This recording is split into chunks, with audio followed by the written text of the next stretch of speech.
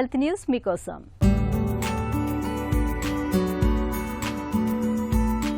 నిత్యం మనం పీల్చే గాలిలో కాలుష్య కారకాలే కాదు, ప్రాణాంతక మైక్రో ప్లాస్టిక్ రేణువులు కూడా తేలియాడుతున్నాయని, అవి శ్వాస ద్వారా మన శరీరంలోకి చేరుతున్నాయని పరిశోధకులు గుర్తించారు. వాటిలోని సూక్ష్మజీవులతో పెనుముప్పు పొంచి ఉందని వారు హెచ్చరిస్తున్నారు.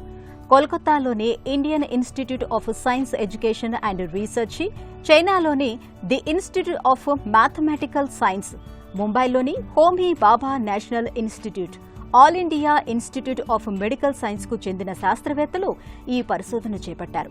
2021-2023 సంవత్సరాల మధ్య ఢిల్లీ, కోల్కతా, ముంబై, చెన్నై నగరాల్లోని గాలి నమూనాలను సేకరించి పరీక్షించి మైక్రోప్లాస్టిక్స్ ఉనికిని గుర్తించారు. కోల్కతా, ఢిల్లీ నగరాల్లో చలికాలంలో మైక్రోప్లాస్టిక్స్ తీవ్రత ఎక్కువగా ఉంది.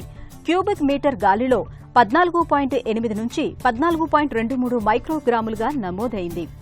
జనాభా రద్దీ, సింథటిక్ దుస్తుల వాడకం, వ్యర్థాల నిర్వహణ లోపాలతో మైక్రోప్లాస్టిక్స్ గాలిలో కలుస్తున్నాయి. అయితే ఒక ప్రాంతంలో వెలువడిన మైక్రోప్లాస్టిక్స్ గాలి ద్వారా సుదూర ప్రాంతాలకు సైతం వ్యాపిస్తున్నాయి. ఎక్కువగా దుస్తుల నుంచి మైక్రోప్లాస్టిక్స్ ఏర్పడతాయి. దుస్తులు 11 రకాల పాలిస్టర్ కారకాలను వెదజల్లుతున్నాయి.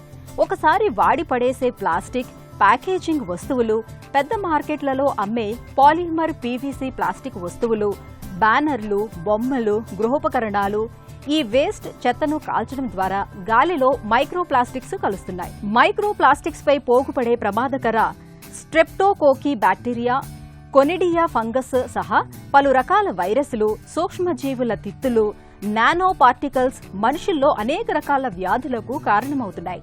ఈ నేపథ్యంలో ప్లాస్టిక్ వస్తువుల దుష్ప్రభావంపై శాస్త్రవేత్తలు, ప్రభుత్వాలు దృష్టి సారించాలని, మేలైన విధానాలు రూపొందించాలని పరిశోధకులు సూచిస్తున్నారు.